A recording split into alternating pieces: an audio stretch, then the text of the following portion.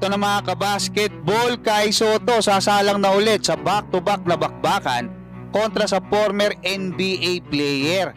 At Japan B-League, papayagan na maglaro ng sabay-sabay yang apat na imports ng bawat kupunan. At Renz Abando makakapaglaro na ngayong March. Pero bago yan, huwag kalimutan mag-like at mag-subscribe bilang pagsuporta. Kanina mga kabasketball, ipinost na itong ating pambatong si Kai Soto, itong kanilang paghahanda diyan nga sa magiging laban ng Yokohama kontra nga dito sa Kawasaki Brave Thunders. Sabado na yan mga kabasketball, papatak ng alas 5 ng hapon dito sa atin sa Pilipinas, at sa linggo naman ay alas 3. So maganda yan mga kabasketball kasi dito naglalaro itong former NBA player, no? Naglaro siya sa Dallas Mavericks.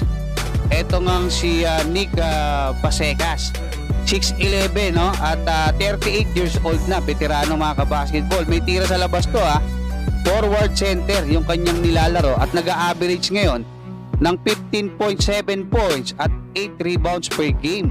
Meron pa siyang 3.6 assists at 1.1 steal. At nandiyan din itong kanyang actually ito nga minsan yung nagiging starting center nila, no? Itong si Roscoe Allen, isang Hungarian, 30 years old lang at 6'10" yung height. May tira din. Actually nakita ko yung laro nila, no? Sinilip ko yung laro nitong Kawasaki. Yung atake nila kahit yung mga big man sa labas ng gagaling.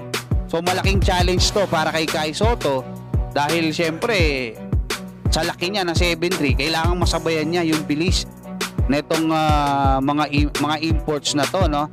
At inaasahan din natin na mananatili, magtutuloy-tuloy na itong malaking tiwala na ibinibigay ng coach ng Yokohama dito nga sa ating pambatong si Kai Soto, na nag-a-average na ngayon ng 26 minutes per game doon sa tatlong huling laro niya, kasi nung mga nakaraan 13 minutes lang, 11 minutes, at nag-a-average na nga siya ngayon ng 16 points diyan sa tatlong laro, no?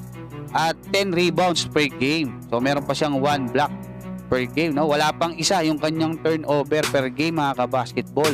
So napakaganda niyan.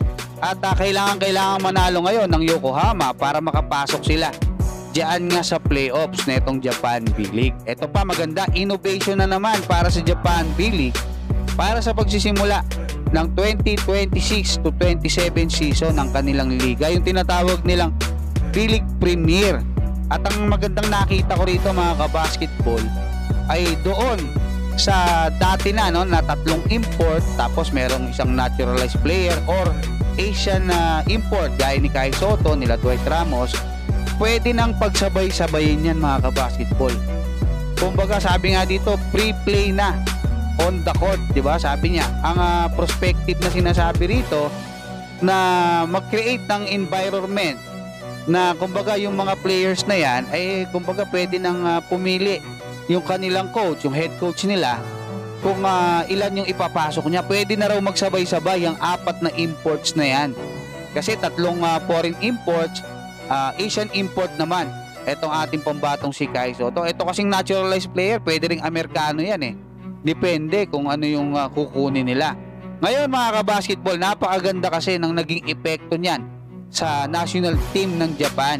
So ang magiging itsura kasi niyan, halimbawa tatlo tong import, isa na lang yung local nila kasi Asian import si Kai, o pwede ring naturalized player. So napakataas na ng magiging kompetisyon diyan sa mga bawat kupunan ng Japan B-League. Actually marami pang nakapaloob dito nga sa B-League Premier, no? Susunod tatalakayin natin yan mga kabasketball, pero napakaganda na innovation nito, no? Ito pa maganda dahil etong ating pambatong si Renz Abando, ayon kay Dading Kinito Henson, ay makakapaglaro na ayon sa kanyang mga source diyan sa EASL.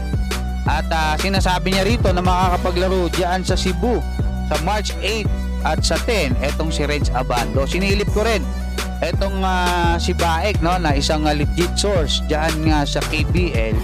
At sinabi niya rito na naka-schedule daw maglaro or bumalik si Renz Abando sa diyan nga sa kanyang kupunan sa March 3. So antabayan na natin mga kabasketball kung saan papatak yan. Ang importante, suportahan natin ang lahat ng mga pambato natin, no, dito sa loob ng bansa at maging sa iba't ibang panig ng mundo.